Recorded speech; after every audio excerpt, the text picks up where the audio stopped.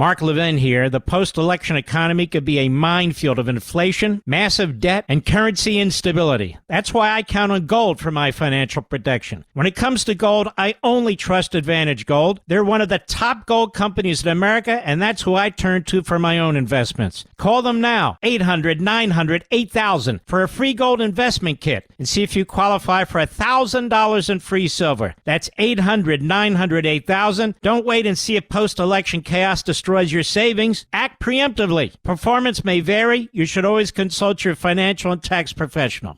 He's here. He's here. Now, broadcasting from the underground command post, deep in the bowels of a hidden bunker, somewhere under the brick and steel of a nondescript building, we've once again made contact with our leader, Mark Levin.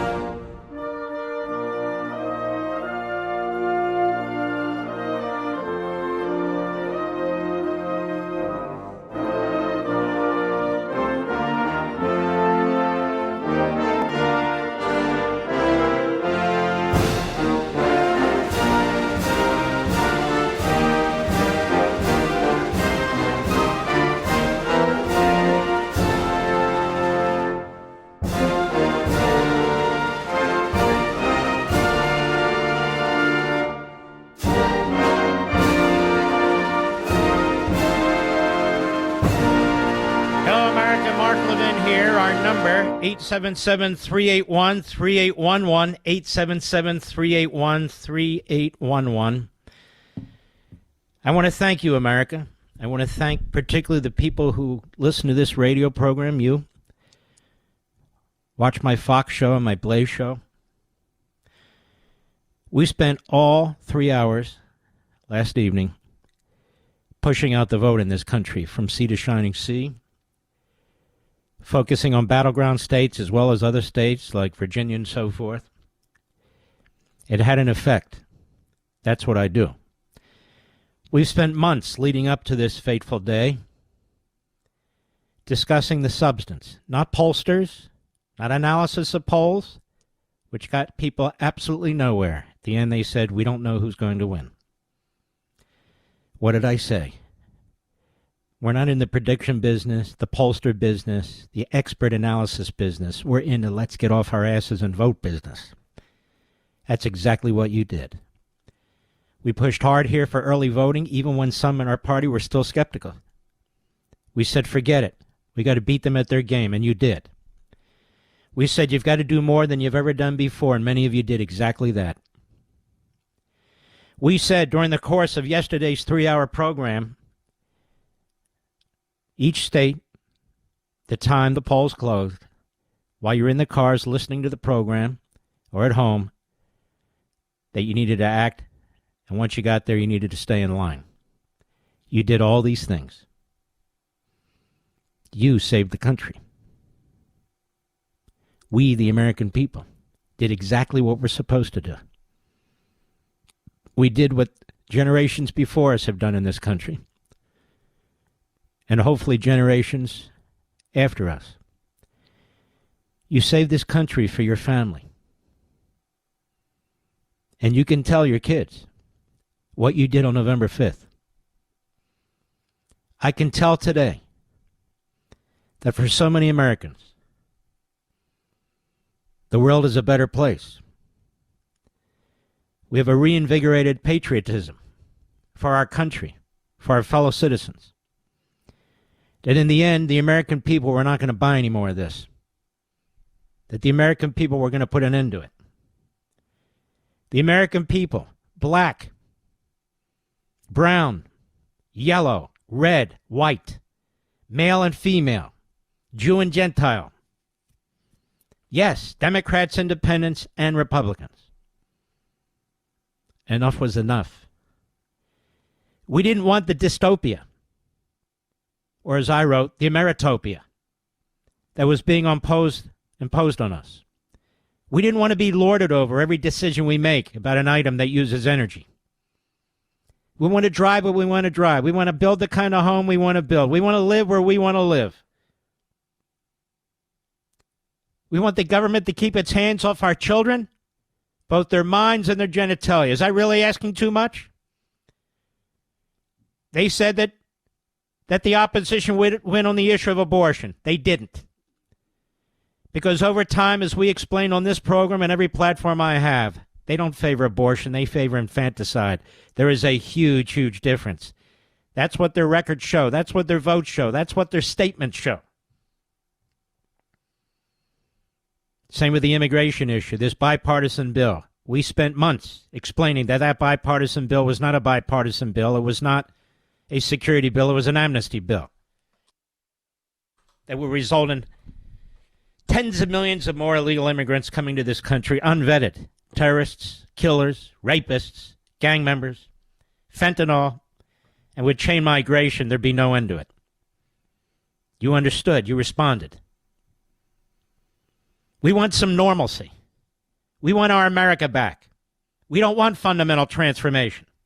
We want free will, individual liberty, a civil society, a culture that is built on our founding principles, on our Judeo-Christian faith, and other faiths that have gone through the Reformation process. And now we have another chance. Now we have another chance. You did this. You did this. We the people. And I knew you would, and I knew you could. You defeated a totalitarian force that was telling us what kind of language to use, how to identify each other using pronouns, that we should not recognize biological science when it comes to our fellow human beings. It was insanity. It was lunacy. You rejected Marxism and jihadism. You rejected the ruling class that is incompetent, that is fat with power, that wants to monopolize the public square. You said, no, this is my country. And you were right. President Trump received 45% of the Jewish vote. That's unheard of. He received 25% of the vote of black men. Unheard of. He received, I think, a majority of the vote of Latino men. Unprecedented. We can't all be racists. We can't all be misogynists. Kamala Harris did not receive the women's vote to the extent that she thought she would, and the so-called pollsters and experts said she would. We've spent 3.5 months in lies and fabrications about who supports whom and what supports what. Our damnable media. It's not a free press. It's a Pravda. It's an Al Jazeera. You saw through it all. And we together, in early voting and yesterday, we together said no more. I have never been so proud and so humble to sit behind this microphone. Never. People write me and they say to me, Mark Levin, thank you for everything you're doing. No. You did this. Those of you who are listening to this program right now, every walk of life, whether you're in a car or truck, whether you're at home, whether you're still at the office, people wearing headphones, who work at gas stations, we get from all walks of life here. Truckers, you did this. You should be proud of yourselves. You should take a moment out and thank yourselves. Housewives, working women, thank yourselves. Everybody, you did this. We united. And we said no. And as a result, we had a landslide election. Now, landslide elections now do not look like landslide elections in 1980 and 84 because the demographics have changed, so much else has changed. But it's a landslide election. There's no question about it. Under current understanding of what a landslide is, Donald Trump will win the popular vote. They said no Republican can ever do that again. So now they can't attack the Electoral College as a reason why he won. He will have won over 300 Electoral College votes. That's a landslide. There's not a county in the country where he didn't do better than before. That is unbelievable. Also notice, America, 81 million votes for Biden. Nobody came close to that this time, which to me underscores how absolutely rotten that last election was. There's no way anybody could get 81 million votes. It's not possible, especially somebody who is virtually brain dead. It's just not possible. But that's far behind us now. That's way behind us now. Donald Trump overcame $1.2 billion in character assassination ads paid for by Democrat Party billionaire oligarchs, many using dark money so you wouldn't know who they are. Donald Trump overcame what really is tens of billions of dollars in so-called in-kind contributions from media corporations. NBC, ABC, CBS, CNN, MSNBC, the New York Times, the Washington Post, and all the rest. He defeated them. You defeated them. You defeated them. He overcame an effort to destroy him financially. And that slob has still spoken, Letitia James, and I'll get to her later. She should be disbarred. She's the one who should be in an orange jumpsuit. And I'm sure it'd be a size 28. Just saying. As a careful observer of the body politic. Donald Trump was subjected to the worst kind of legal abuse of any public figure, any candidate for public office in American history. And he bravely and courageously fought them, as did his lawyers, who were damn good. They stole money from him. They wanted to steal all of his businesses from him. Like a Hugo Chavez. Like a Stalin in the state of New York. But he fought them. They impeached him twice for nothing. Absolutely nothing. A complete setup. They launched a criminal investigation into Russia collusion. They create Russia collusion and then they investigated him criminally. They abused his family with endless subpoenas and depositions. Enormous costs. Personally, physically, mentally, you can imagine, and financially. And if he hadn't won this election, he was going to federal prison. And he won, thanks to you. Thanks to you, the American citizen. You were not a sunshine soldier. You were an active, patriotic American. You stood on the shoulders of the men and women who've come before us. I cannot tell you how proud I am. I am brimming with pride because of you. The ruling class was defeated. Now, if you think they're going to roll over and go away, if you think they're going to lie in the corner of fetal position and proclaim that they have to change or that they accept defeat, you're dead wrong. You need to know the enemy. Don't be fooled. They're not going to rest. They don't want unification. That's all crap. That's all talk. That's not who they are. That's not what they want. They're power hungry. They're power hungry. And they haven't changed. They're still the same people. They haven't changed at all. There's not another candidate I can think of who would have been able to overcome all this. I told you the other day, Donald Trump is a historic, iconic figure. That's how history will treat him. But we don't live in history. We live in the here and now. And we have a country to save, a border to secure, criminals to put in prison and deport. We have patriotic Americans who volunteer to serve in the military, who put their careers and their lives on the line serving in law enforcement, and firefighters and first responders. We have a duty to them. As they always have a duty to us, well, we have a duty to them too.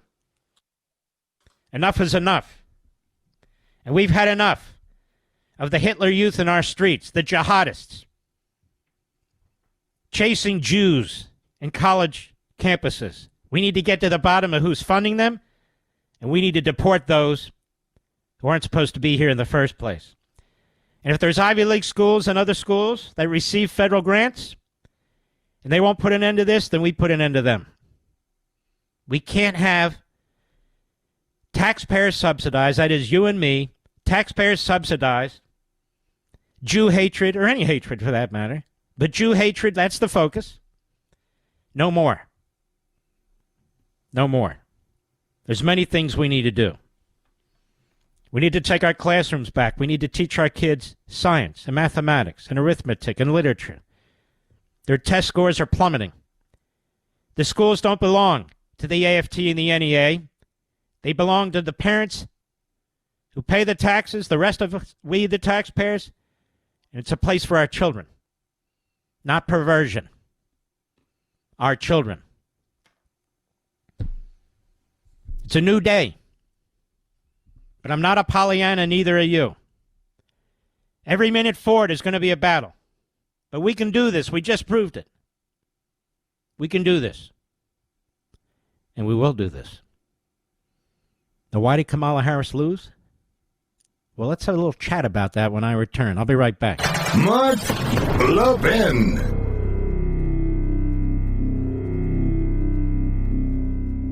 History shows that post-election periods can bring economic turmoil. It's about bracing for the economic fallout that could follow. But this time, with our national debt skyrocketing, global tensions rising, and God knows what else, we could be facing unprecedented risks. Economic dislocation, runaway stagflation, even worse. And, of course, undermining the value of the currency. That's the big concern. Your financial security. The answer is diversity. Diversity with what? In my view, gold. Gold has been said to be a reliable wealth shield for thousands of years through some of the worst economic storms. And for my gold investments, I trust Advantage Gold. I recommend them to anyone serious about helping to protect their own wealth. Call them right now. 800-900-8000. Get a free gold investment kit to see how you can get started with gold. You can even qualify for up to $1,000 in free silver. That's 800-900-8000. Call them now. Tell them Mark Levin sent you. Now, trust me, you'll be happy you did. Performance may vary. You should always consult your financial and tax professional.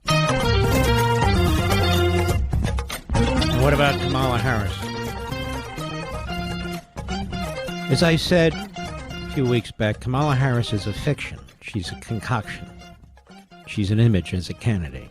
I don't mean as a person. She is what she is. I'm talking about as a... She was in hiding like the Witness Protection Program for 60, 70 days when the so-called campaign opened. She got the nomination for the most crooked process we've ever seen in American history, and the most undemocratic process in American history. The Democrat Party sought to impose her on us. The Democrat Party, entire cultural operation, whether it was Hollywood and so forth and so on, their media, tried to impose her on us. They brought out all their big guns. Turns out not very big.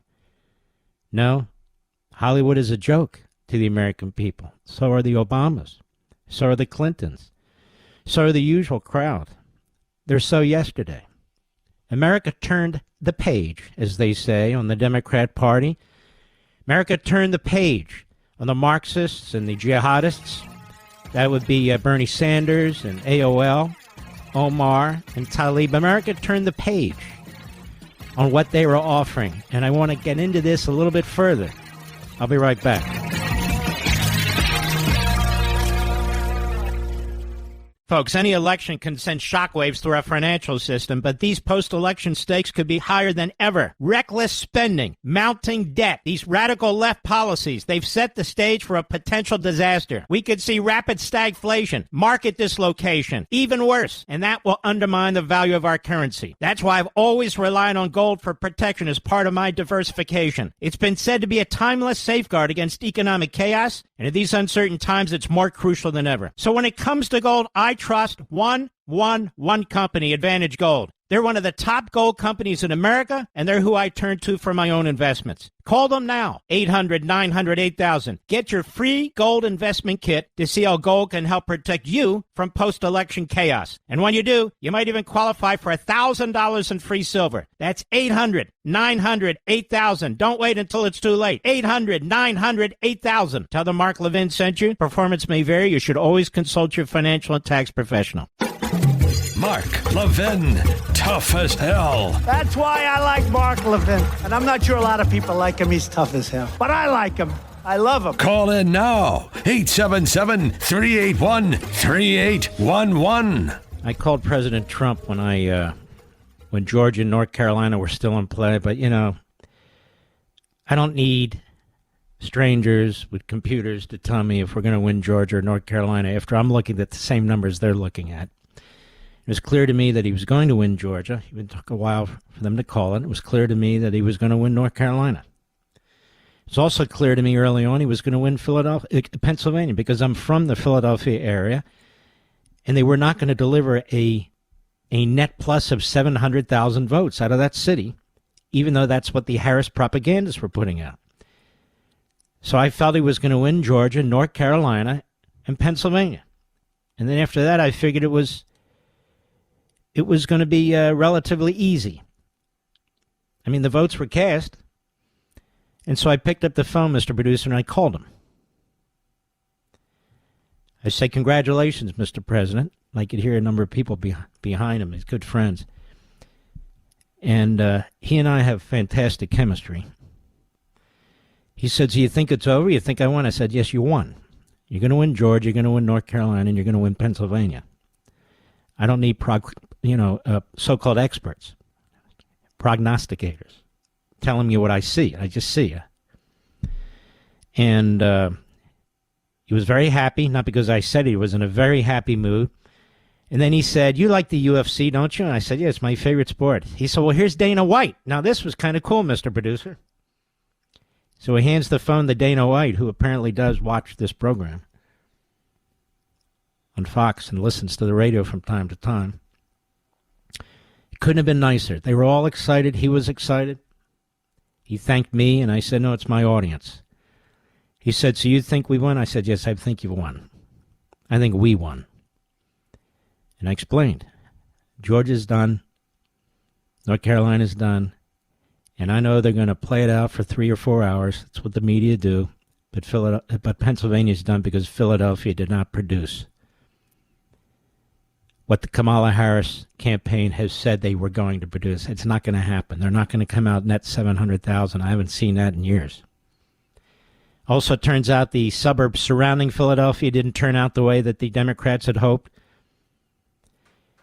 You see, the Democrat Party, their mouthpieces on cable and on network TV, their scribes in the dead old newspaper industry, these people, they don't know you.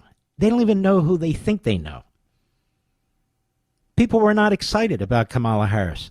In fact, people were disgusted by what the Democrat Party had tried to pull on them. For 4 years, Joe Biden, look at him now, President of the United States, they just lied to us. And those of us who never liked or cared for Joe Biden, we're not alone in knowing that they lied to us. With Kamala Harris, they did it again. They took one of the worst candidates, one of the dumbest they have, quite frankly, inexperienced, radical, who really has done nothing for a black community, Asian community, for women, for anybody. It was just her turn, you see. And that's why they basically had a convention where the nominee had already been chosen virtually. We've never seen that in American history. We've never seen any of this. Well, many of you were repulsed by this, and many people who we didn't know whether they would vote with us or not, they were repulsed by it too. She was a horrendous candidate. That's why she lost.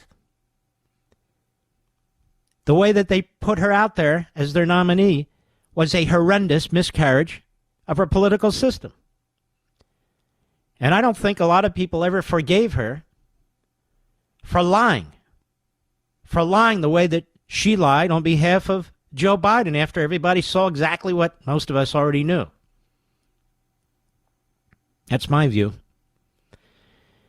And one reason for 45% of the Jewish vote, which is really unheard of, quite frankly, it really ought to be 95%, but it is what it is because we here put out the word on radio, on TV, on the internet, that she was surrounding herself with jihadists, with out-of-the-closet Jew haters.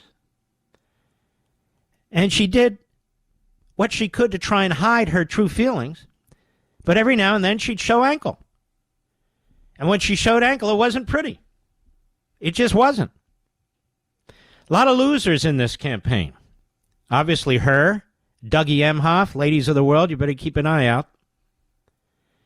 The Democrat Party has shown that it is corrupt, it's out of touch with its own voters, it's out of touch with the American people because it's moved hard left to Marxist jihadism. All this wokeism and pronounism and all the rest of this crap. Boys and girls sports, men and women's sports, the American people don't want it. They don't want trash on the shelves in their elementary, middle school, and high schools either. They don't want teachers propagandizing to their children. They don't want belly dancers in elementary schools. They want parental rights. The American people were repulsed at what they were doing to Donald Trump. Even people who weren't ardent Trump supporters, like, wait a minute, what are they doing? They could do that to me. They could do that to me. But it also shows you these so-called famous people, these narcissists, these self-righteous purveyors of BS. They have no power. Oprah Winfrey is a has-been. She's a has-been. LeBron James has no pull whatsoever, not even with young black men. Record number of young black men voted for Donald Trump, 25%. Despite all the race baiting from the media, the race baiting from athletes and so forth, they weren't buying it. They weren't buying it.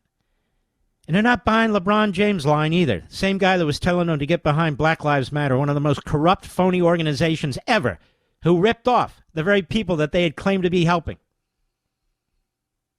Mark Cuban. People used to love him on Shark Tank. I used to. Now he's exposed himself. How awful is this guy? And Barack and Michelle Obama. The media loved them. Hollywood loved them. The ruling class loved them. But you don't. You don't care what they have to say. You know that these people are grifters. You know that they've made hundreds of millions of dollars fighting the system. It's ridiculous. And you know it's ridiculous. You didn't buy what they were saying on MSLSD or the Constipated News Network. They have very low ratings, and that proves it. You didn't buy what they were writing at the New York Slimes that covered up the Holocaust and promoted Stalin and Castro. You wanted nothing to do with them. It's a dead enterprise. You wanted nothing to do with the Washington Post and all the left-wing little nerds who work at that newspaper and insisted that it endorse Kamala Harris, like that would have made a difference. Because they're not journalists, they're propagandists. You rejected it all. It's an amazing thing that took place. Amazing thing that took place yesterday, last evening, last night. And I want you to look in the mirror and smile. I want you to understand that you did this. And I want to welcome into our family people who believe in liberty. Family. Who love this country. Who believe in merit. Free will. Who do not accept iron-fisted socialism from the state, but prefer independent market capitalism. We want to welcome the people into our family who agree with us that we need to secure the border, that American citizens come before citizens of every other corner of the world, that we have every right to protect our families, yes, our wives and our daughters included, from marauders who see an opportunity to come into this country and rape and pillage and murder and brutalize. We say no, especially the men. We say no. We want to welcome all of you who believe that women's sports belong to women and men's sports belong to men. We want to welcome all of you to our family. We want to welcome all of you who believe in this nation from whatever walk of life. That's our movement. It's called constitutional conservatism. President Trump uses MAGA, Make America Great Again. That was exactly the slogan Reagan used in 1984. These men have a lot more in common than people will accept, but they do. Are you better off today than you were 4 years ago? That was Reagan's line in 84, and it's Trump's line today, because they have a lot in common. Peace through strength. Reagan's line, Trump's line, they have a lot in common. And now they even have more in common. 2 massive landslides. Reagan won over 500 electoral college votes, 59% of the vote, despite the fact that there was a powerful third-party candidate running by the name of John Anderson. It didn't matter. Today, no candidate can get 59% of the vote. Not now, not ever, because of the change of the nature of the country. This was a landslide by Donald Trump, of the sort that you may never see again. A landslide that had coattails. We have Senate candidates, and it's breaking my heart, some of whom are still in abeyance, waiting to see the final votes coming out of these vote harvesting states, and a few that dropped and lost by really a relative couple of thousand votes. It does break my heart, because the people they were running against are radical leftists, and they are patriotic Americans. And we did whatever we could. On this program, we brought candidate after candidate on here. Not any candidate, but candidates who were quality candidates, candidates in the House of Representatives, so we could hold the House. Understand we lost the third hour in New York, Mr. Producer. Is that true? Well, we pushed like hell to get those candidates across the finish line, but unfortunately, I don't believe their constituents heard us. It happens. Nothing I can do about it. But we wish them well. Those that won, those that lost, it's too bad. They were outstanding candidates.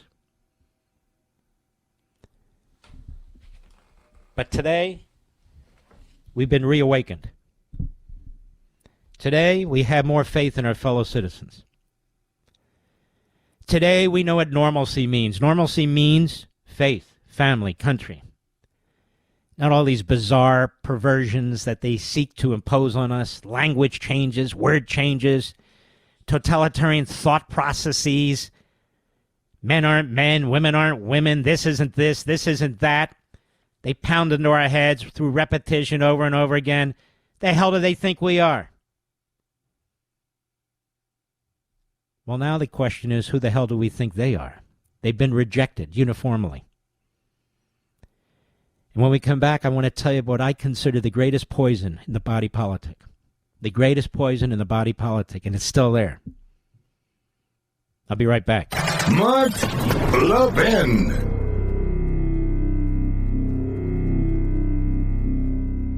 History shows that post-election periods can bring economic turmoil. It's about bracing for the economic fallout that could follow. But this time, with our national debt skyrocketing, global tensions rising, and God knows what else, we could be facing unprecedented risks. Economic dislocation, runaway stagflation, even worse. And, of course, undermining the value of the currency. That's the big concern, your financial security. The answer is diversity. Diversity with what? In my view, gold. Gold has been said to be a reliable wealth shield for thousands of years through some of the worst economic storms. And for my gold investments, I trust Advantage Gold. I recommend them to anyone serious about helping to protect their own wealth. Call them right now. 800-900-8000. Get a free gold investment kit to see how you can get started with gold. You can even qualify for up to $1,000 in free silver. That's 800-900-8000. Call them now. Tell them Mark Levin sent you. Now, trust me, you'll be happy you did. Performance may vary. You should always consult your financial and tax professional.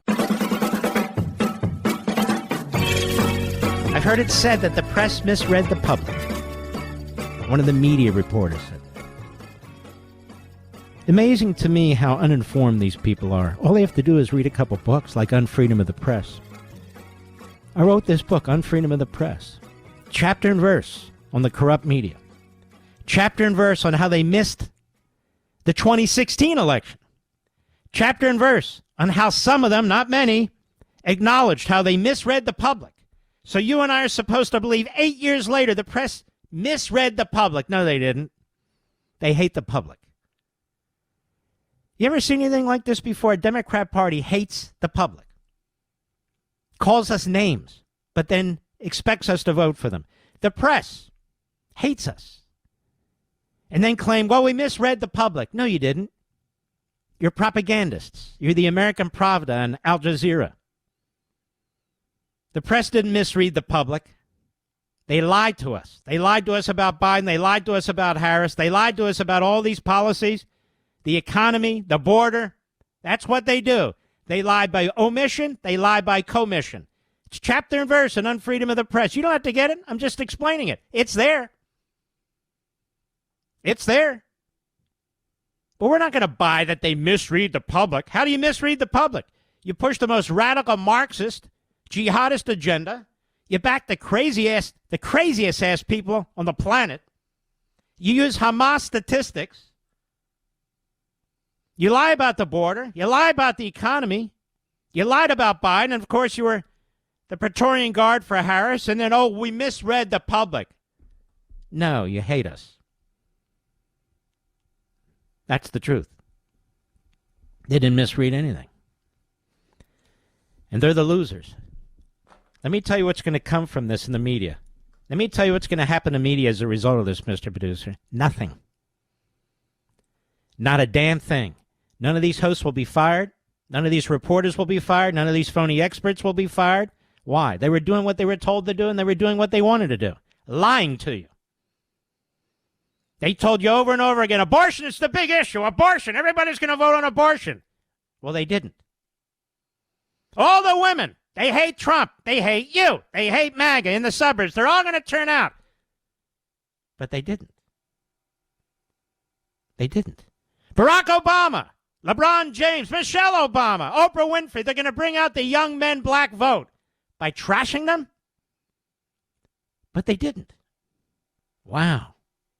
Imagine that. This was the sleaziest, most dishonest,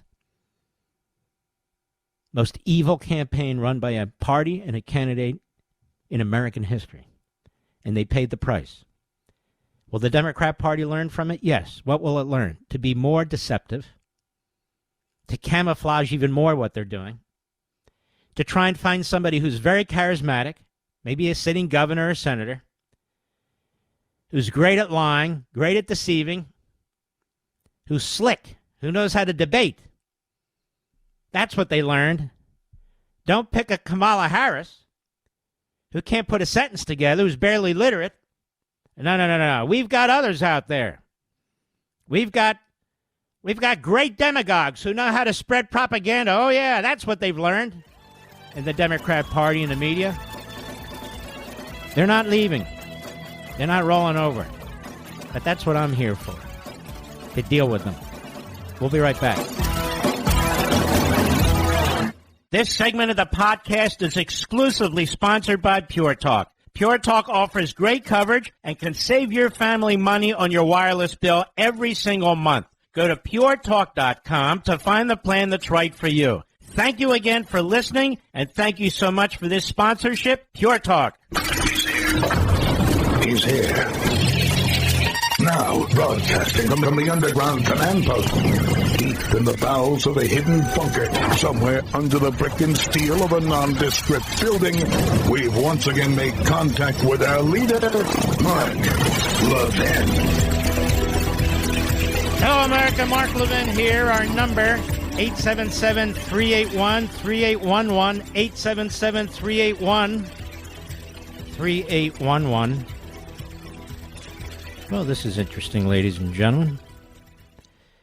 Let's see. think I'll use the ABC News version just because they're loathsome.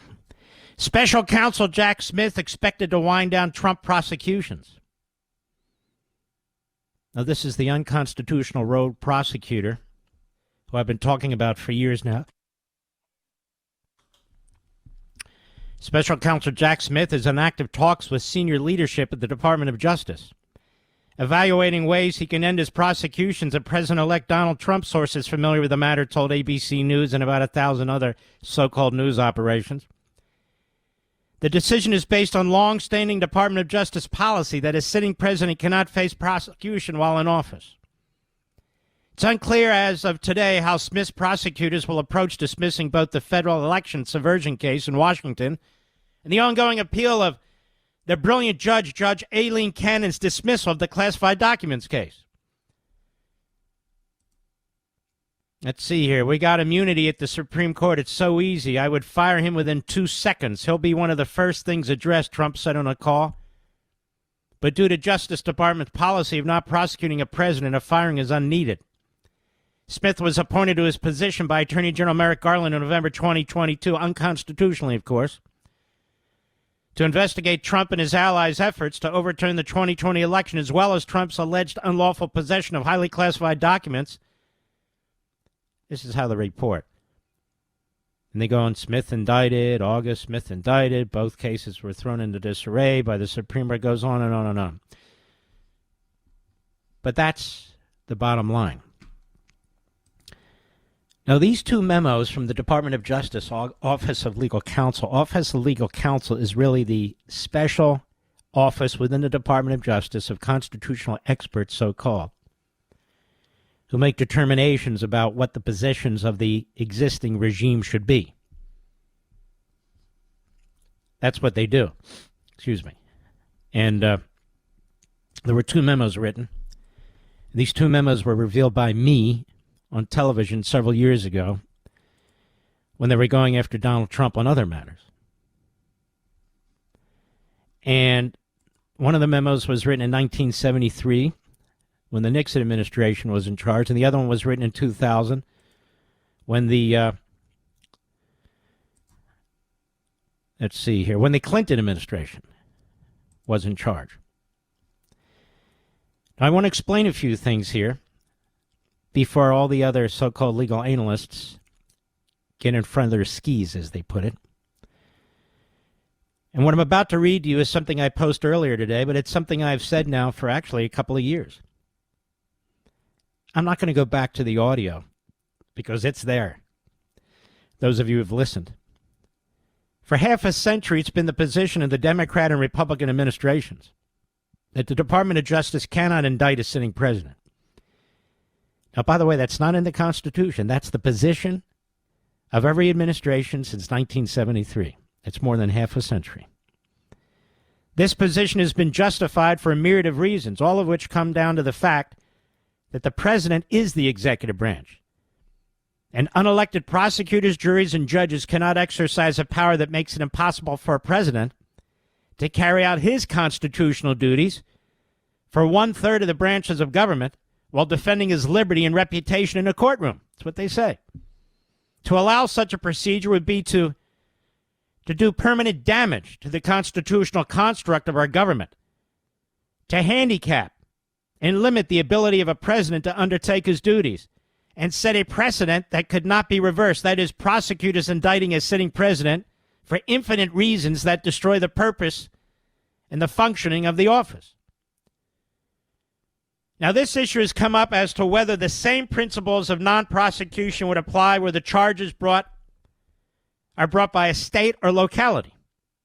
After all, it has been argued, and some of my friends on Fox have argued this wrongly, the DOJ's jurisdiction is federal, not state. Of course, that is simply wrong. That is, there are thousands of DAs and state attorneys general who, if not prevented from bringing charges against a sitting president, would empower politically motivated, often elected prosecutors to do untold damage to the republic. For example, Manhattan DA Alvin Bragg. Now, here's where they confuse things. We'll get a little in the weeds because you're smarter than the average audience. You're the smartest of the smart.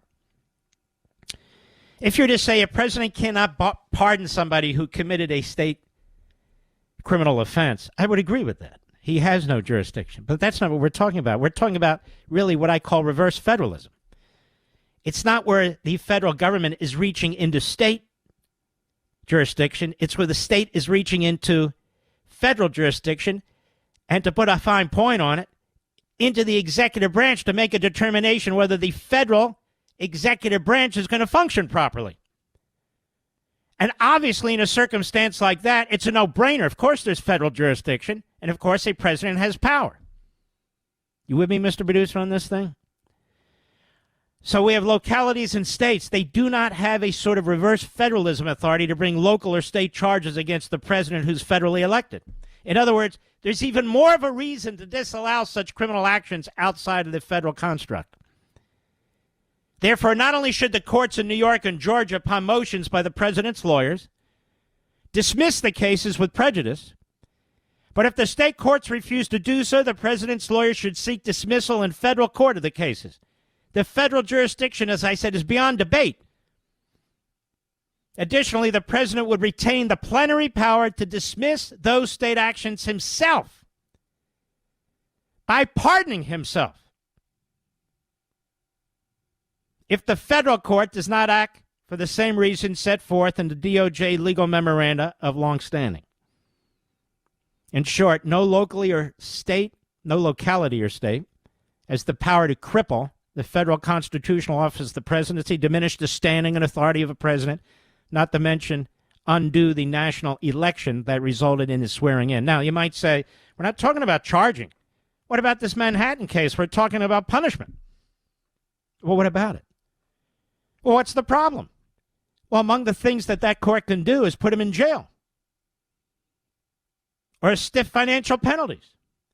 But in the memoranda, if these so-called legal analysts would read them, it even makes the point at the federal level that you would diminish respect for a president, you would diminish the ability of a president to represent the American people in front of foreign governments.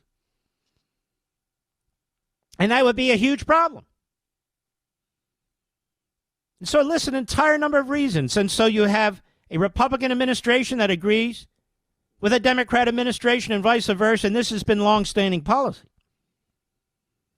In other words, if you go after the president criminally with unelected prosecutors or elected prosecutors in the case of locals and states, but an unelected jury, unelected judges, some cases you have elected judges, you take out of the hands of the people who they choose as president. Even more, you're destroying the construct of separation of powers and the power of the executive branch.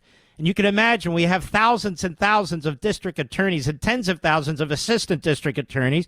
We have 50 attorneys general, and God knows how many deputy and associate and assistant attorneys general in these states. The damage would be, well, it would be the end of the constitutional construct. So, of course, as a last resort, a president can pardon himself to protect the office. But again, Mark, we're not talking necessarily about indictment. What about this case in New York? We're talking about sentencing. We're talking about fines and penalties. And what about, it's even in the memos, what about staying those decisions until after the president has served his 4 years? Well, you know what the Department of Justice wrote to itself about that? That's effectively blackmail. That is the sword of Damocles hanging over the head of a president of the United States, knowing full well that when he's done, he's going to be subjected to these attacks. And they said you can't have a president of the United States who's sitting there under this threat, who's trying to conduct business of the president of the United States as the executive branch, with a federal court holding this over his head, or a federal prosecutor, and certainly, I would argue, a state court. A state court. So for all these reasons and many more, they should go to state court, seek the dismissal of this case. The state says no, they should immediately seek federal jurisdiction for which there is clear federal jurisdiction, and try and get a federal judge to do the same. And if he won't do the same, I wouldn't waste my time appealing it. Donald Trump should just pardon himself. And that would be in the interest of the United States, more so than even his own. In the interest of future presidents and the office of the presidency and separation of powers. Now, you're going to hear other people regurgitate this, because that's what they do. We're heard everywhere. Everywhere. even on airport radar and sonograms, Mr. Producer. Did you know this? We're heard everywhere. So I've been around long enough to know how people plagiarize and do the rest. And it's important that they do so in this case. But it looks like they want to drop these federal cases, and they're trying to figure out how. Well, I can tell them how. Just drop them. Just go to the appellate court, where they appeal the brilliant decision in Florida, and say, we're going to withdraw this case, and this is why. And they have to withdraw it with prejudice, so it's not hanging over the president's head. And they go to Judge Chunkin, and they say, we're going to withdraw this case, and here's why. It's that simple. Just file a motion, file the papers with the court. And that's how it's done. I'll be right back. Mark Levin.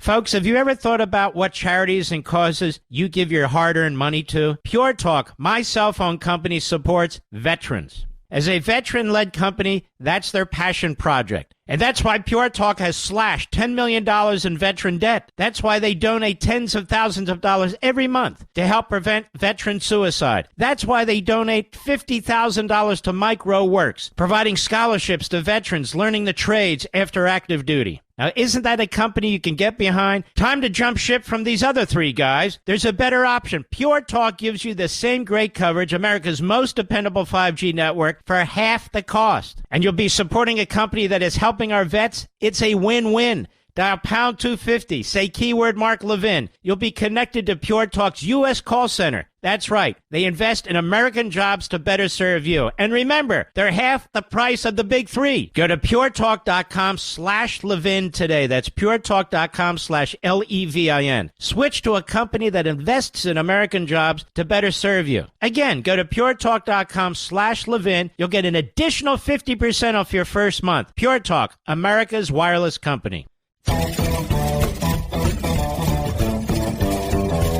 Now you know why Jack Smith, Merrick Garland, and the rest of the reprobates of the Department of Justice wanted those cases to go forward as fast as possible against Trump so they could throw him in prison before the election. This is very sick. These people need to be investigated. This whole process, who was behind it, the effort to influence, that's not retribution. That is justice. We need to find out what took place because justice was not done. Quite the opposite. The media blames sexism, racism, women for Kamala's loss, particularly white women, because the media is the most poisonous aspect of our society right now because of the low IQ, really reprobates, narcissists, self-aggrandizers who populate it. Here's a short montage. Cut 8, go. It's not the elite that's going to pay the price. It's people who woke up this morning with a dream and are going to bed with a nightmare. Black voters came through for Kamala Harris. White women voters did not. Joy Reid. That is what it appears happened in that state. Let's be honest about this, okay? Let's be absolutely blunt about it. There were appeals to racism in this campaign, right. and there is racial bias in this country, and there is sexism in this country. The country we have lives in two totally... Now, keep in mind, ladies and gentlemen, many of their members of their base voted against her and for Trump. Union members, yes, white women, black men, Latino men. So they lost. But this is a party that talks about accept the results of an election, but never does. And so they try to change the electoral process. They try and change who gets to vote. They try and change the citizenry in hopes of never losing. That's the plot. That's the plan. Go ahead. Information ecosystems. Whatever happens, we'll have to really understand the information consumption that young men have. This is an idiot widely known as Nicole Wallace. Go ahead. It will be better under Donald Trump when it never was. And that's what makes the timing, I think, of President Biden's decision to step down after the debate something that, if she does in fact lose, will be under a microscope. I think it's one of the big questions moving forward. If she were a 6'4" white man from Arkansas or from Florida, and she ran a good middle-of-the-road campaign talking about reaching out, do you think she would be losing by that much? Okay, let's hold on, folks. We've never had white men run on the Democrat Party and lose, have we, Mr. Producer? Let's see. Jimmy Carter lost in a massive landslide. Last time I checked, and I didn't personally, he has a penis. I'm just saying. You might want to check that out, Joe. Have some researchers check that out. George McGovern lost in one of the biggest landslides in modern American history against Richard Nixon. Last time I checked, he wasn't a woman. But what do I know these days? You know, biology, science, forget about it. Everybody's got to wear a mask. That's right. Democrats who lost, who were white men. Tell me, how many Democrats have lost who are black women for president? Like almost none? And so this is Joe Scarborough. And believe it or not, he's the genius. He's the valedictorian, if you will, of MSLSD. Unfortunately, dumb as a doorknob. I'm sorry, Joe. You expose yourself. I just call it out. Go ahead.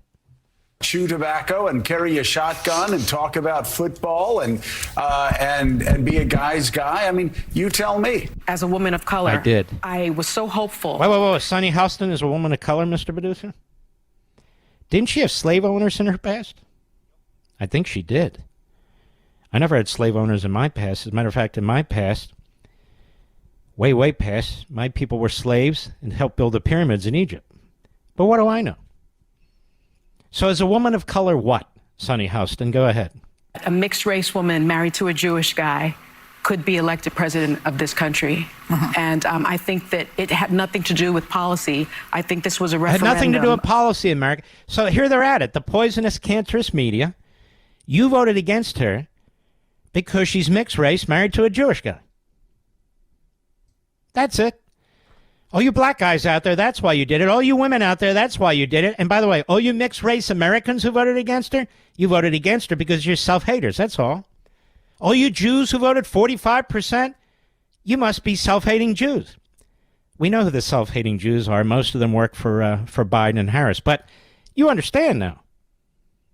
You can't have substantive, serious reasons for voting against her and voting for Trump. There's something wrong with you. And this is how I guess they expect to build a coalition. But I told you before, these Democrats in the media are the lowest of the lowlives. They are the poison in our politics. They're the ones that started with the Hitler stuff. They're the ones that started with the dictatorship stuff, the fascist stuff.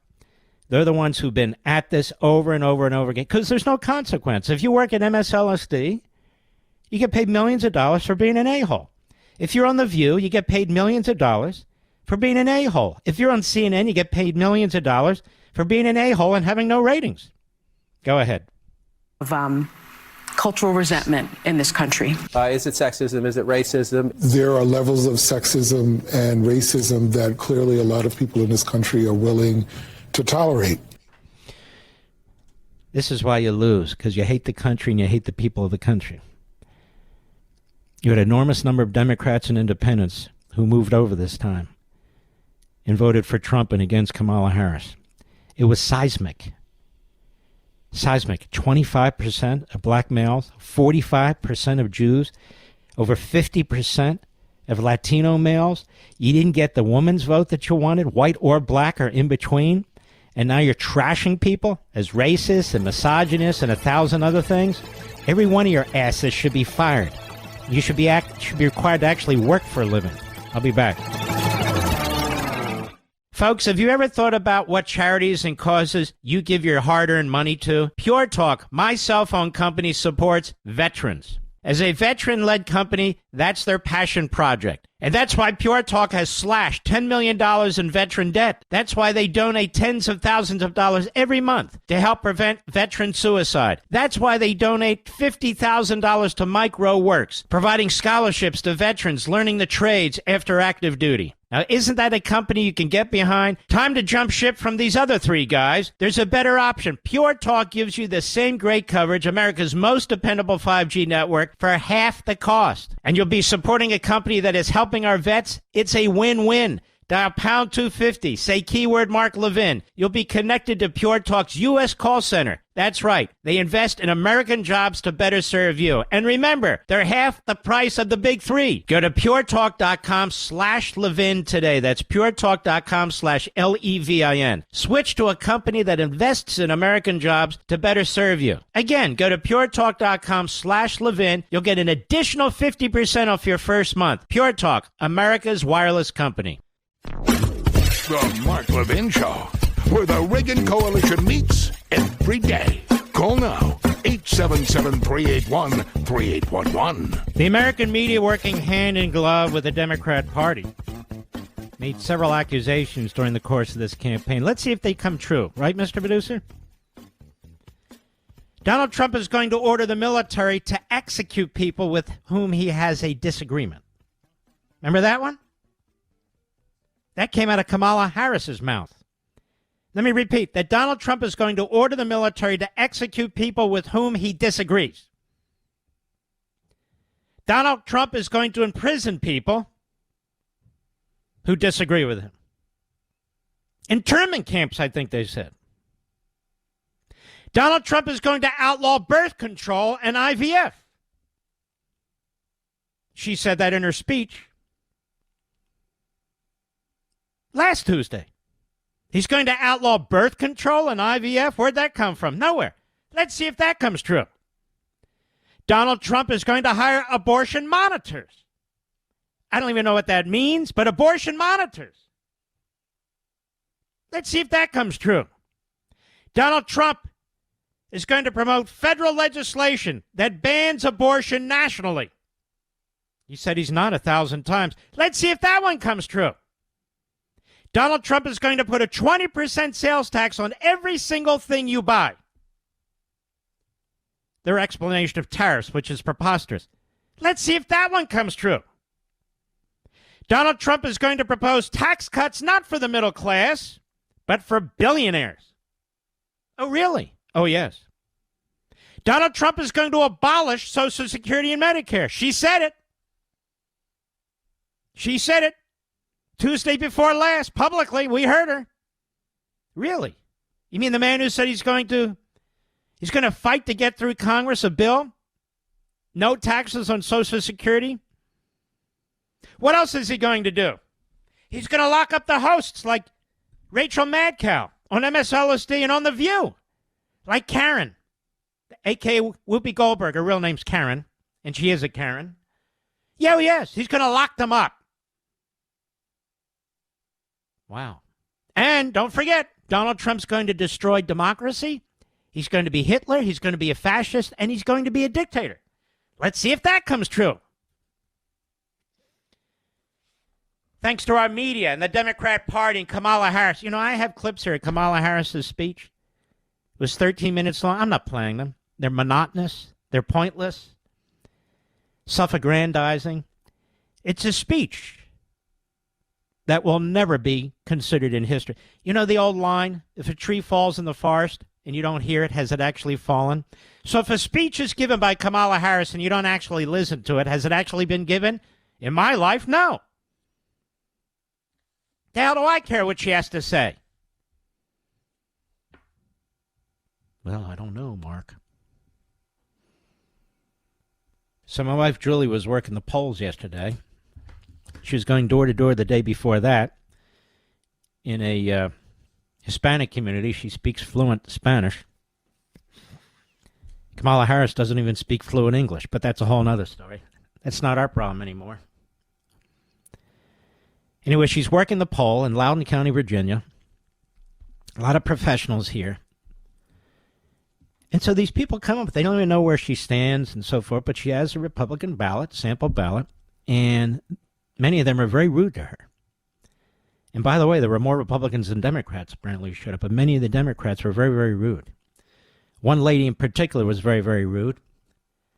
And I'm sure she, after last night, put her head in a toilet and flushed it over and over again. But there was one guy who spoke to her, and she spoke back to him politely.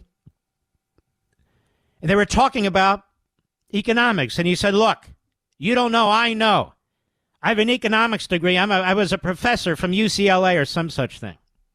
You know what she said to her? She said to him, Mr. Producer? Oh, you mean UCLA, ground zero for anti-Semitism in California? That UCLA? Is that where you got your PhD? Then he walked away in a huff. These are nasty people. I just want to know, when are these liberals going to apologize to us? When is LeBron James going to apologize for telling people to support Black Lives Matter? I'm just curious. When is Bernie Sanders going to apologize to us for supporting Hamas and undermining Israel? When will he do it? And undermining our country, of course, that goes without saying. And by the way, to the 60-some% of people in Vermont, not the patriots, the 30-some% who can't stand Bernie Sanders, but the 60-some% who voted him back in office for his 400th or 500th year, boy, are you dumb bastards. I mean, really pathetic. I feel sorry for the other people in Vermont who have to put up with this. You actually have people electing a Stalinist to the United States Senate. A Stalinist to the United States Senate. Because that's what he is. Donald Trump last night. Cut one, Mr. Producer, go. We made history for a reason tonight, and the reason is going to be just that. We overcame obstacles that nobody thought possible, and it is now clear that we've achieved the most incredible political thing. Look what happened. Is this crazy?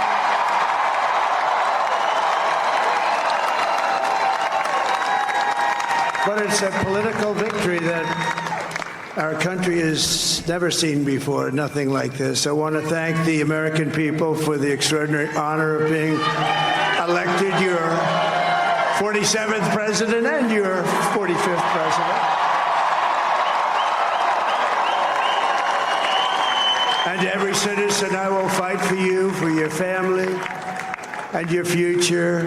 Every single day I will be fighting for you, and with every breath in my body, I will not rest until we have delivered the strong, safe, and prosperous America that our children deserve and that you deserve.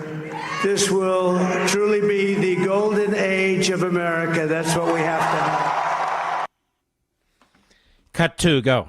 Now, winning the popular vote was very nice, I will tell you. It's a great feeling of love. We have a great feeling of love in this very large room with unbelievable people standing by my side. These people have been incredible. They've made the journey with me, and we're going to make you very happy. We're going to make you very proud of your vote. I hope that you're going to be looking back someday and say that was one of the truly important moments of my life when I voted for this group of people beyond the president, this group of great people. America has given us an unprecedented and powerful mandate. We have taken back control of the Senate. Wow, that's good.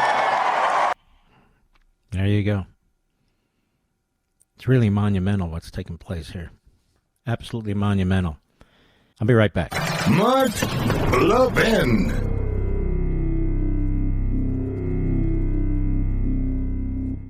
Folks, have you ever thought about what charities and causes you give your hard-earned money to? Pure Talk, my cell phone company, supports veterans. As a veteran-led company, that's their passion project. And that's why Pure Talk has slashed $10 million in veteran debt. That's why they donate tens of thousands of dollars every month to help prevent veteran suicide. That's why they donate $50,000 to Micro Works, providing scholarships to veterans learning the trades after active duty. Now, isn't that a company you can get behind? Time to jump ship from these other three guys. There's a better option. Pure Talk gives you the same great coverage, America's most dependable 5G network, for half the cost. And you'll be supporting a company that is helping our vets. It's a win-win. Dial pound 250. Say keyword Mark Levin. You'll be connected to Pure Talk's U.S. call center. That's right. They invest in American jobs to better serve you. And remember, they're half the price of the big three. Go to puretalk.com/Levin today. That's puretalk.com/LEVIN. Switch to a company that invests in American jobs to better serve you. Again, go to puretalk.com/Levin. You'll get an additional 50% off your first month. Pure Talk, America's wireless company. By the way, people ask me, where would I like to serve in the Trump administration? Nowhere. People are positioning themselves. They're on the move. I hear about a lot of this. A lot of it's in the paper now. I ask for nothing. I'm doing exactly what I want to do. I served 8 years in the Reagan administration. I have to say that was enough. And I worked my way up from the bottom to much higher. When I entered the Reagan administration, I was in my 20s.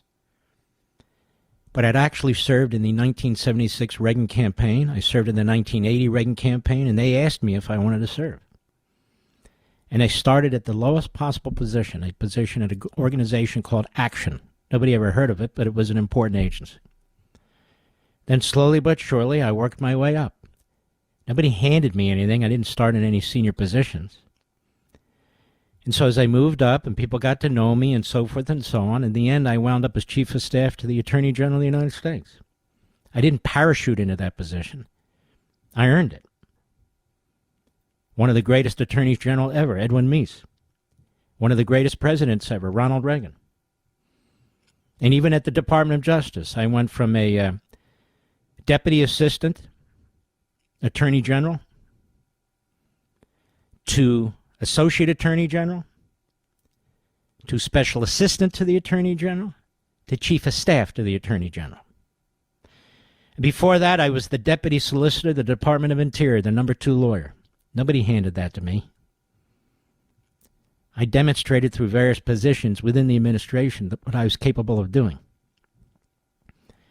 You got to be patient, you got to be focused, you got to do the job as best you can. Nobody's owed anything. And so when I see these articles of people positioning themselves, like the National Security Advisor, Secretary of State, Secretary of Defense, and on and on and on. Okay, fine. But that's the nature of the beast.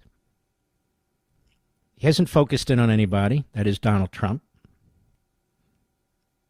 A lot of people want a lot of positions. But you have to earn them.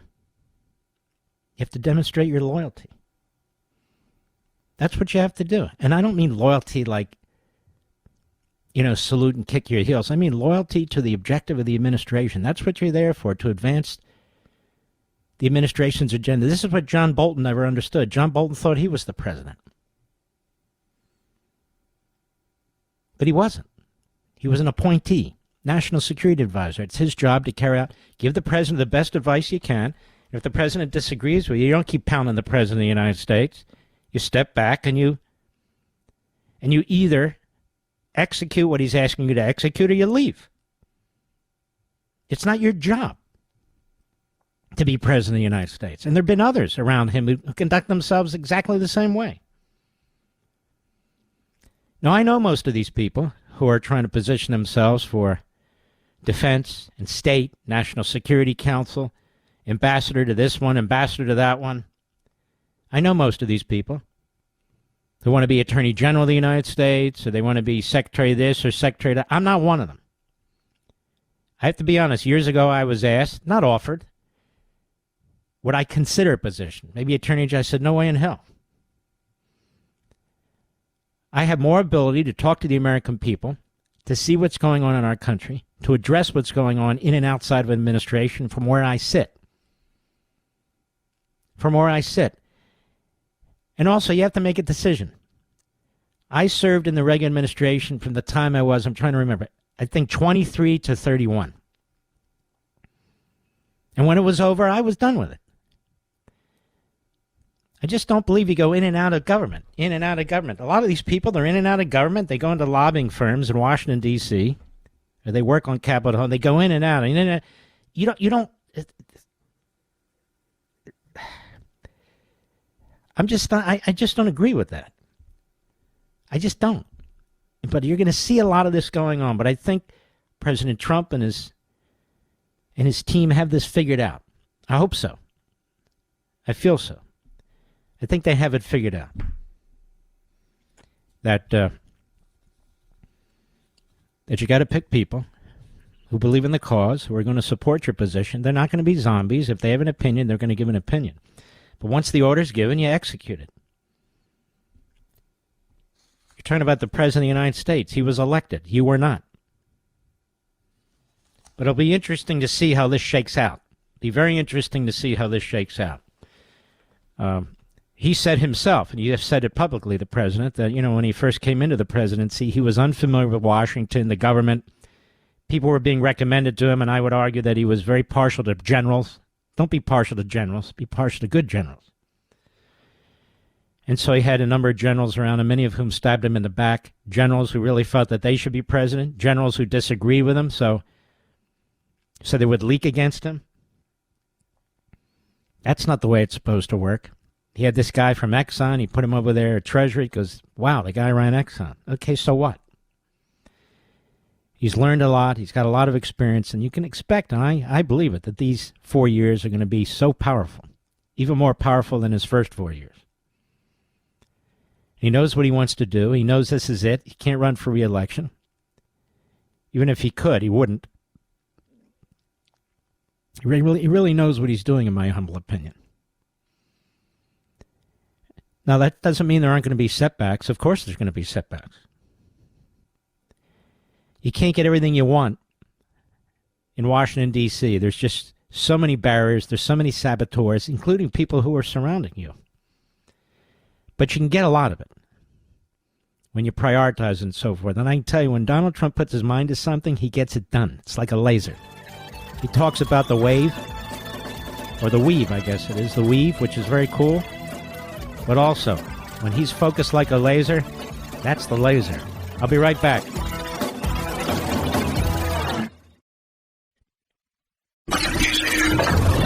He's here.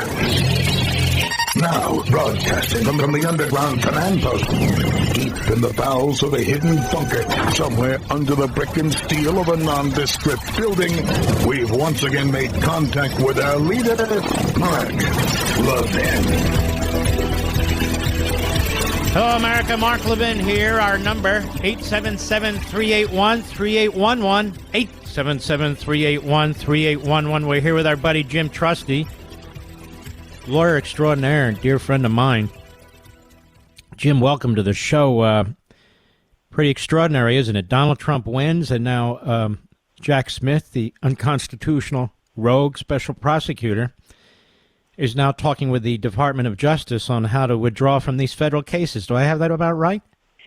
That's what I'm hearing. DOJ is not being direct about it. They're sending out little bits of leaks. And so, look, my concern is that they would be political to the bitter end and that they would want President Trump's fingerprints on the dismissal.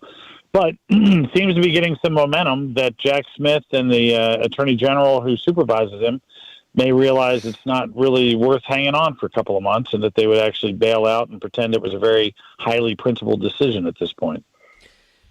Well, if they didn't bail out, they'd still wind up having a problem, wouldn't they? Because if you're Trump's lawyers and they don't bail out, and this Judge Chutkan, who's very friendly to the Democrat Party in this Department of Justice, she keeps ruling and wants a trial and all the rest, couldn't they just file motions, go on appeal, talk about those memos at the Department of Justice, that this is going to make it difficult, not just when he's president, but in the lead up to the presidency, he prepares to be president. I mean, they're playing with fire anyway, aren't they? Yeah, look, the mischief can come over the next couple of months. If Judge Chutkan and Jack Smith got their heads together and said, let's go ahead and have a hearing about this immunity issue. Remember him dumping thousands of pages, hundreds of pages in a motion that was way beyond the limits of the page limits. They could absolutely have a little show trial and have a whole bunch of evidentiary information put out there to say President Trump was really, really, really guilty before they walk away from the case. So there is room over the next couple of months for some mischief by Jack Smith, particularly in the D.C. court. But again, ultimately, with the Senate flipping to the Republicans, the president's perfectly positioned to never even have to issue a pardon for anybody, because the Attorney General should get confirmed, and the Attorney General could walk in on his first day and say, Jack Smith, you're done.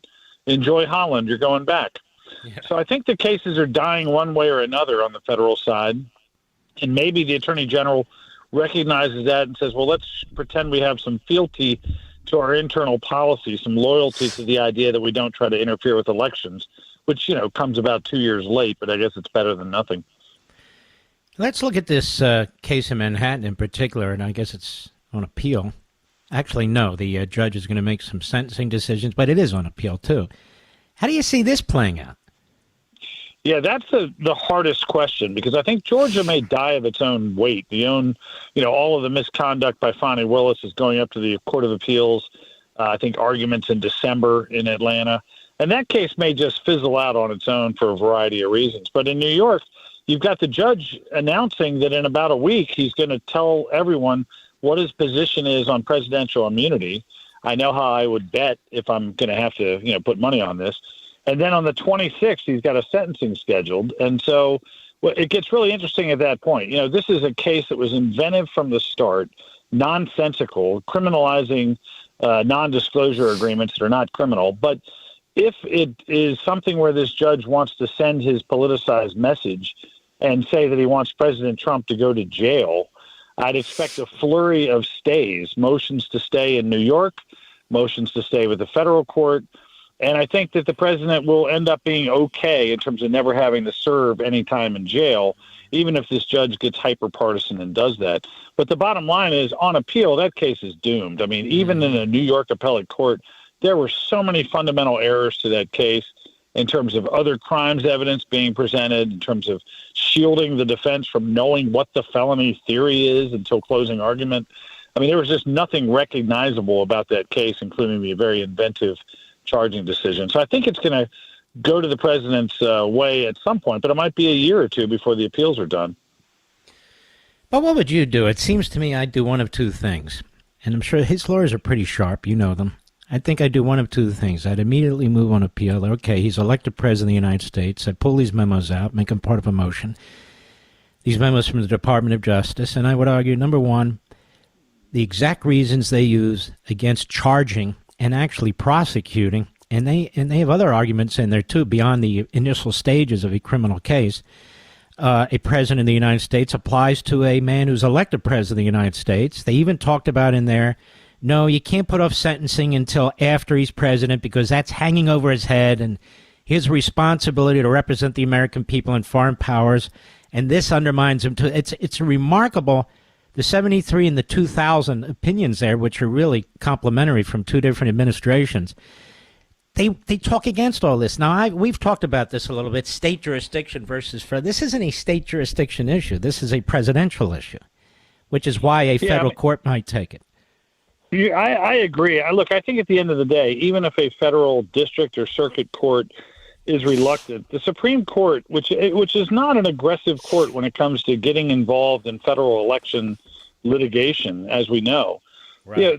They're not unaware of this kind of Gulliver's Travels notion of state prosecutors around the country, the Lilliputians, trying to tie down the giant, this being President Trump. I mean, I don't think it sits well that lawfare is now so publicly exposed that the Supreme Court would just let it slide and let a sitting president or soon-to-be sitting president go to jail even for a day on some ridiculous state case.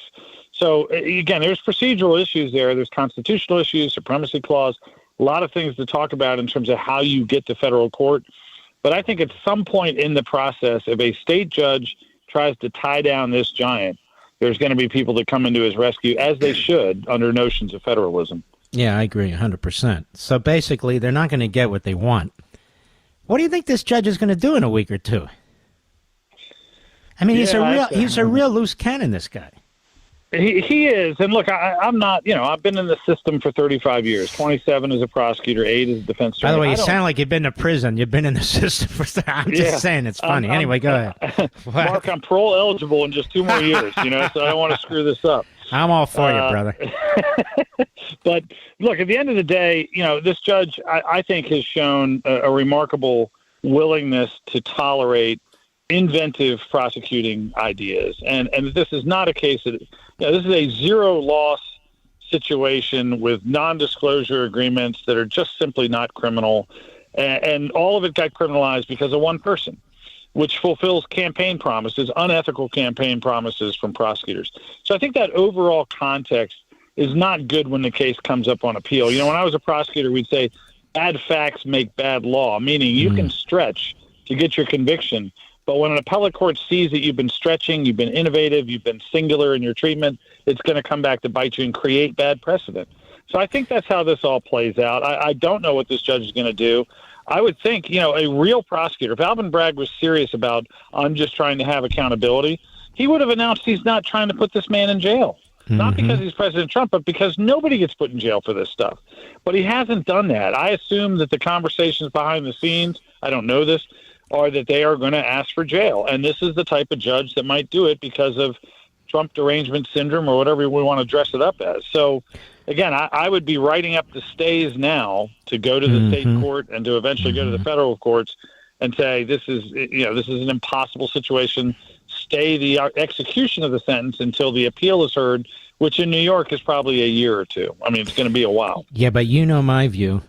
I'm like I've litigated a lot on I've litigated a lot on constitutional issues, and you got to really step it up. And I'd file a cert. I don't care if it's what kind you're requesting, a common law. To get it to the Supreme Court, they can either accept it or not, and I think they would accept it under these circumstances, rather than going through the entire New York appellate system or let's get it into the federal district court. I'd say, you know what? We have a major constitutional issue teed up here because of him, the local prosecutor, and him, the acting state judge. We have a man that's about to get sworn in as President of the United States. We have these memos from the Department of Justice. This has to be resolved before he's sworn in. So Supreme Court, you're going to get it eventually. You got to deal with this now. You put the cert in there, the common law cert, you get it to their steps, and they can take it or not take it. It's been done before. Yeah. Look, it's the only difference between you and me on that is kind of a tactical one, which is, do I look better to the Supreme Court if I try to exhaust the other options first? Do they appreciate? But you can't take 2 years at a lower level. Well, agreed. But I mean, all of this, I'm talking about stuff where you file it, probably after the judge makes the decision on immunity, which is still before the sentencing actually is scheduled. Mm-hmm. What a mess they've created here, huh, Jim? Have you ever seen anything like this?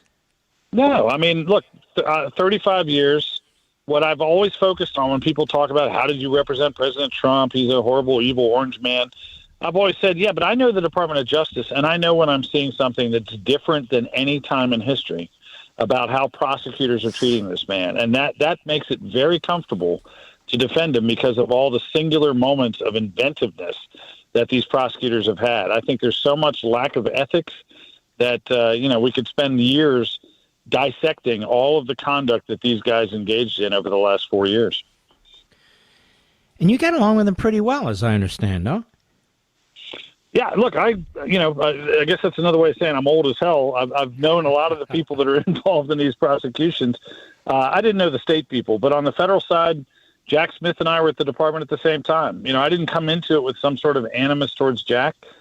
We did gang cases when I was the chief organized crime and gang section in Nashville, where he was. We got along fine. But I think the way it played out is Jack was kind of a missile, and the administration wanted to launch him, and he's got a desire to take down high targets. And that's not necessarily a recipe for justice. When you come at it from a perspective of, I want to have a trophy, I want to take down somebody that's big, whether they're Democrat or Republican, it's not really what justice is supposed to be about.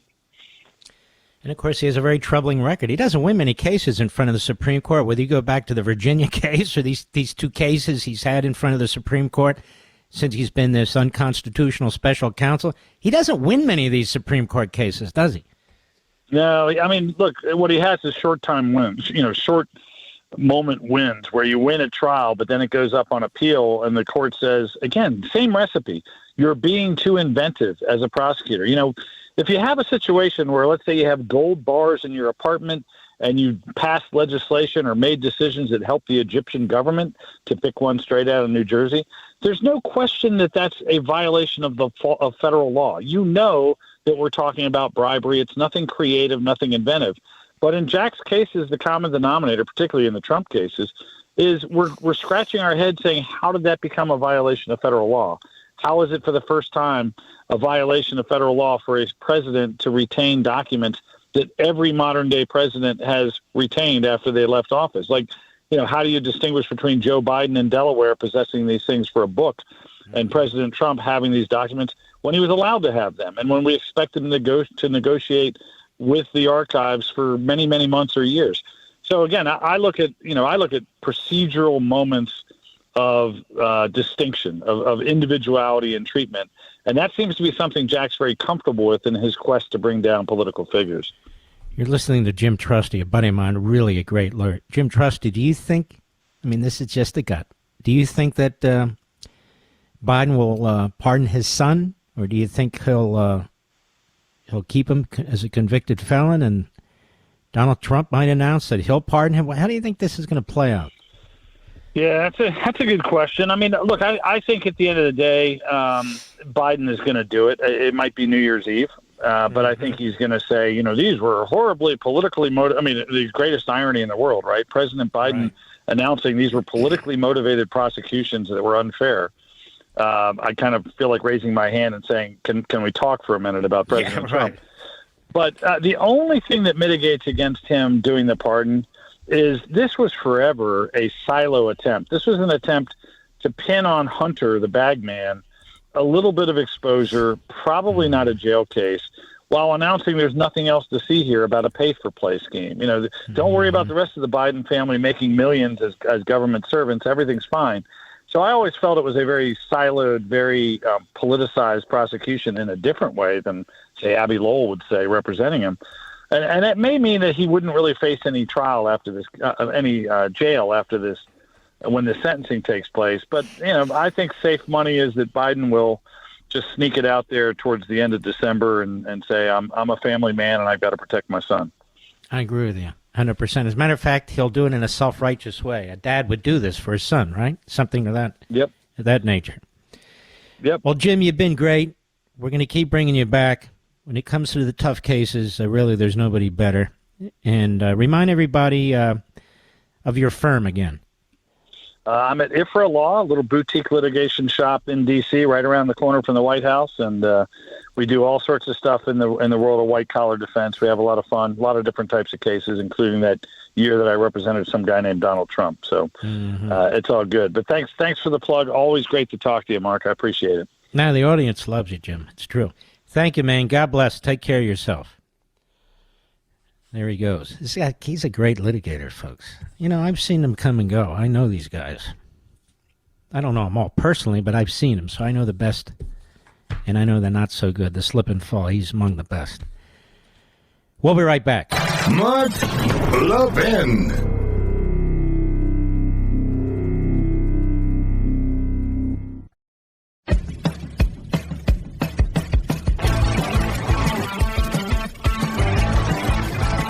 J.D. Vance, I really come to like this guy.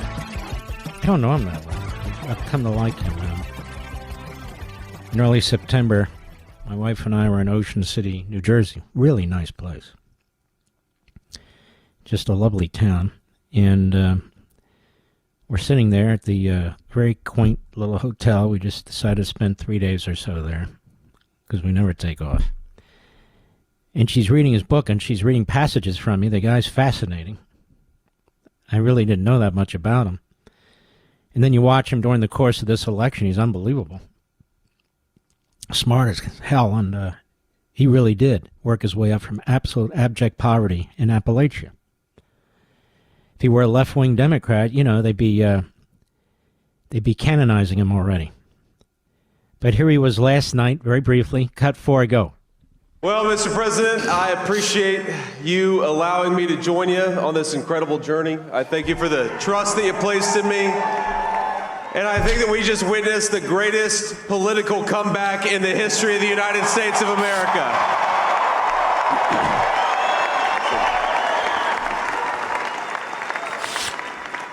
And under President Trump's leadership, we're never going to stop fighting for you, for your dreams, for the future of your children. And after the greatest political comeback in American history, we're going to lead the greatest economic comeback in American history under Donald Trump's leadership. You know, the funny thing is, Kamala Harris kept having to bring these so-called stars out. From one age group to another age group, one race to another race.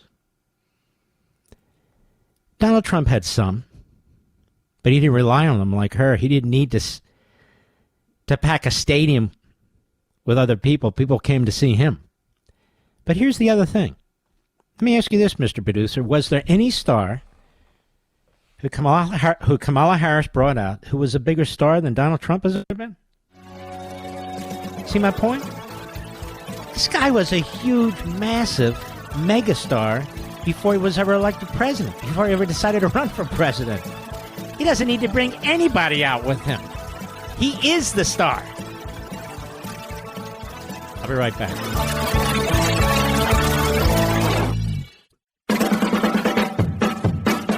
Mark Levin, the thunder on the right. Call in now, 877-381-3811. Aren't you happy tonight, Cook? I mean, you know it could have been such a horrendous disaster. You'd be dealing with it every minute of every day. Aren't you happy? I mean, seriously, heart and soul.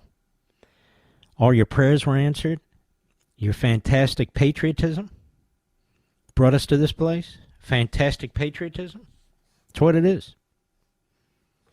And then there's Jon Stewart. Real name is John Leibowitz. We've explained that before. He's an angry little bastard.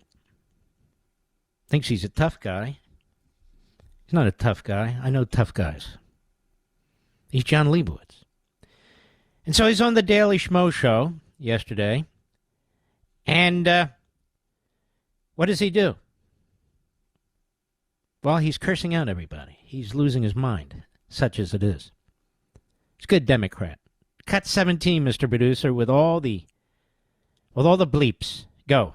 I do want to very quickly send a quick message to all the pollsters, the election pollsters. Me. I don't ever want to from you again, ever. I don't ever want to hear. Why is this funny? Let's just stop there. Why is this funny? I've said this all along. So he just came to this conclusion? I mean, how many election cycles do we need, Nimrod? And I don't know how TV shows build a whole show around pollsters all the time. I don't get it. I don't get it. Is it to fill time? Is it I don't know. Throughout this entire election, I didn't have a single pollster on this program. Did I, Mr. Producer?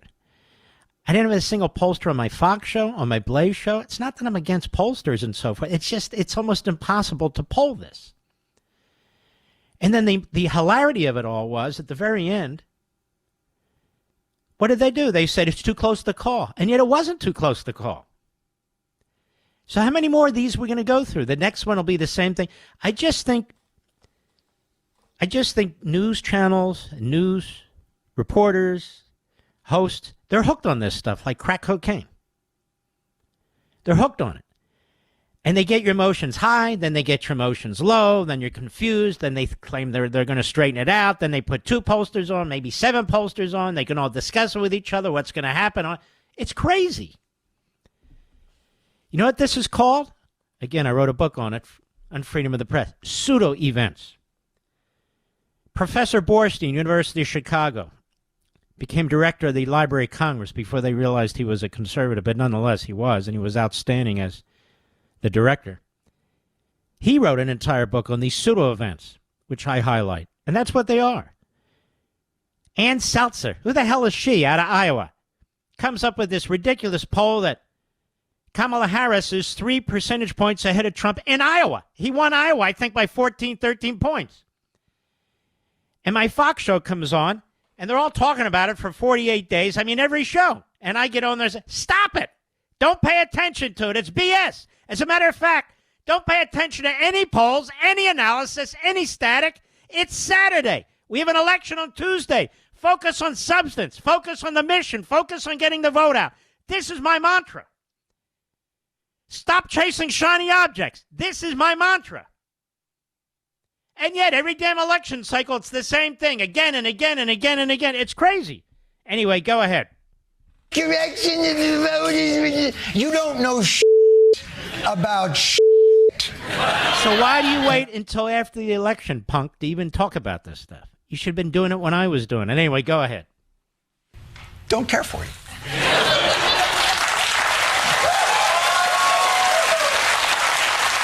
All right, that's enough. The clapping seals. Let's go to cut 18, Mr. Producer. Go. My point is this. Wow, he's funny. He's a comedian. He's funny. I think he gets paid by the F word, doesn't he? Wow, he must be Lenny Bruce. No, the difference is Lenny Bruce was actually funny. This guy's not funny, and he's got 10 comics to write for him. Remember, Mr. Producer, when they went on strike and so he took a vacation? Do I have comics write for me? Do I have anybody write for me? No. No, I don't even want them to. Mr. Producer helps me with clips. He's good at that, by the way. He's the best in the business, which is important. He listens to a lot of this crap that I won't listen to. Don't you, Rich? He goes to, oh, my God, Mark, you have no idea. All right, just give me a clip. Come on. But this guy, Jon Stewart, is he funny? Uses the F word? Wow, this guy, he's cutting edge. Go ahead. I promise you, this is not the end. And we All right, that's enough of him. All right, so just to show you again these pseudo-events, these phony issues that the media come up with and push. I think I read somewhere today that they have a new governor of Puerto Rico. Did you see this, Mr. Producer? Republican. A Republican governor of Puerto Rico was just... Wait a minute, I thought that goofball comedian at Madison Square Garden with his Puerto Rican joke. Apparently he's like a Don Rickles type. But anyway, with his Puerto Rican joke, who John Leibowitz himself defended, which is fine, teach his own. I'm not into it. They are. Okay, great. It had no effect on the Puerto Rican community. Oh, you had J-Lo coming out. Well, now, that's it. I'm endorsing Harris. Nobody gives a crap, lady. I'm just being perfectly honest with you. Just get your own household in order, okay? Some other guy's Puerto Rican comes out. I never heard of him before. Me too. I'm going, oh, okay, then I guess I'll vote for Harris because that guy whose name I've never heard of before, he's upset. Now, they know Trump didn't say anything. I don't even know who this guy is. Doesn't matter. Got to destroy Trump. Well, guess what? In a very highly populated Puerto Rican community in Florida, Trump got like 51% of the vote. He got like the biggest percentage vote in that community a Republican has ever had. Maybe DeSantis has too. That's it. People aren't stupid. Well, some are. They're leftists. But most people aren't stupid. So they know it's all BS. They were just throwing things against the wall, hoping something would stick. Anything. Hitler. Oh, my God, he's Hitler? Oh, he hates Puerto Rico. Oh, he hates Puerto Rico. Come on now. What are you talking about? Not only that, what? He's going to use the military to execute people he disagrees with. Oh, no. How do I know? Rachel Maddow told me. And she's always right. Sick. This is what they threw at us. Day after day. Day in and day out. This is what they threw at us. Fools. So whose fault is it that Kamala Harris? It can't be her fault. Why? Well, because then you'd be attacking a minority woman. We don't do that in this country. What are you talking about? That's right. You're misogynist. You're racist. Yeah. Okay, shut up.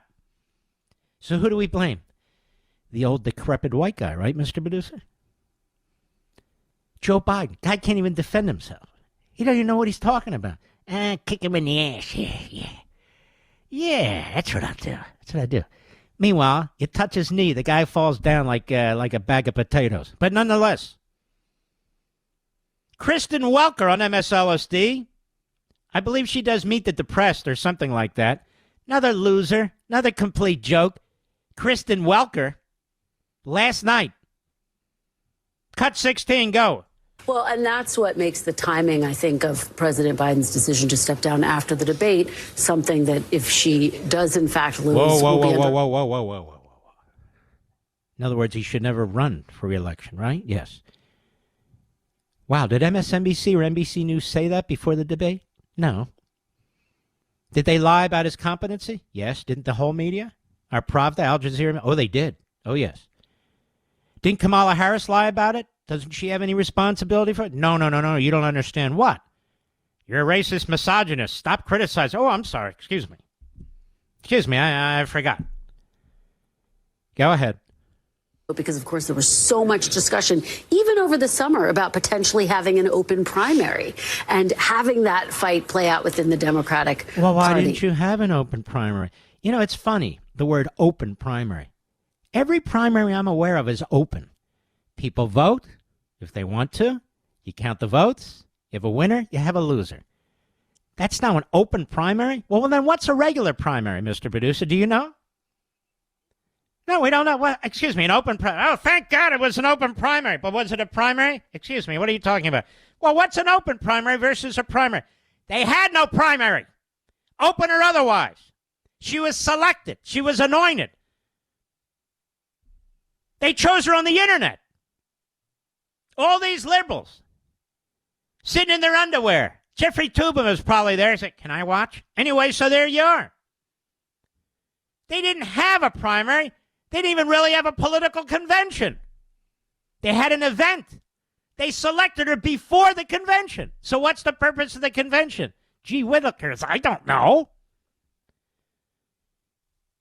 Obama did this.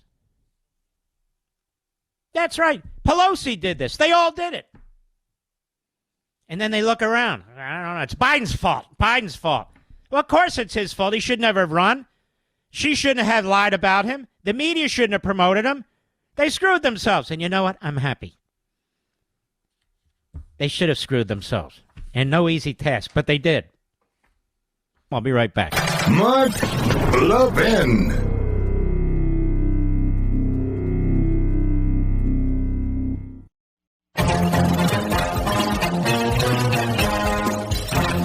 By the way, I got to tip my hat to the fantastic coverage of the election on Fox. The Blaze, too. They both did fantastic work. Fantastic. It was really outstanding. And, you know, a couple of commentators I'm not that big on. But that said, it really went beautifully. And, you know, Brett Baer, Martha McCallum, they just did a fantastic job. And, you know, they had a large number of people commenting, and they did a fantastic job, too, most of them. I was invited to do it. I just said, I can't right now.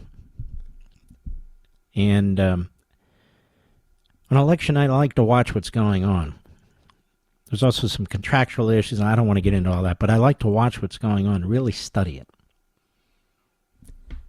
But I felt they really did a great job in terms of calling them. You know, they were waiting for Georgia to be 100%, but, you know, it wasn't the end of the world one way or the other. Now the media, Trump has promised mass deportations. You know what the alternative to mass deportations is, America? That people come here, they receive amnesty, and then they invite 40 of their closest relatives into the country. They have to be deported. They want to come in, they have to come in legally. They have to identify themselves. You get to look at their criminal records. You get to vet them. They can't stroll in the country holding, you know, a little 4-year-old by the hand. Oh, this is my son, Jose. What are you talking about? For all we know, they're a kidnapper. It's got to change. There needs to be deportations. And he said, I'm going to start with the criminals. I mean, what is so offensive about this? Nothing. Nothing. Al Sharpton, I don't know about you. I always turn to him for sound analysis of politics. Don't you, Mr. Producer? Either that or... No, I better not. But here he is on the Morning Schmo show. There's something about the Morning Schmo and Al Sharpton. I think they really like each other. What's that tell you? Cut 15, go. I think that a lot of it was he was able to sell a lot of Hispanic voters that immigration was a threat to them, that some of the people coming across the border was a threat to them. He never said that. No, I've said that. He never said that. You know, here's another guy with an IQ of a pineapple, and that would be Al Sharpton, and he's there telling you what Hispanic voters think. Now, keep in mind that many people crossing the border illegally are Hispanics, although certainly not exclusively, and they go into Hispanic communities, and that in many respects, is where they do a lot of harm, or they overwhelm the community. And you're talking about Hispanics who are American citizens who are truly on a legal glide path to becoming American citizens versus illegal aliens. Now, Al Sharpton doesn't have to deal with this, but a lot of these people do. So he's telling them Donald Trump has convinced them. So Donald Trump has convinced them to vote for him and to be anti-Hispanic. This is the mind of a cucumber. That's what it is. He's an idiot. Go ahead. Honest among Hispanic men. Hold on, but that's why he's on the morning schmo, of course. Because the audience gets dumber and dumber and dumber the more they hear this guy. And quite frankly, Sacco and Vanzetti, a.k.a. the Scarboroughs. Go ahead. Out of misogyny. And That's enough. That's enough. How much time do we have, Mr. Producer? 1 minute's not enough, but we have a whole thing of mumblers, and he takes the cake. He's the top mumbler of the bunch. I mean, he makes Kamala Harris look like she's a Shakespearean actress. Oh, yeah. Well, ladies and gentlemen, it's been a fantastic evening with you. I want to thank you for everything you've done for this country. Your children and grandchildren one day will thank you. I'm quite serious. You are great patriots. We salute our armed forces, police officers, firefighters, emergency personnel, our trucker friends, our friends in Ukraine, our brothers and sisters in Israel. And I want to thank you, the greatest audience of audiences. I am blessed. And I'll see you tomorrow.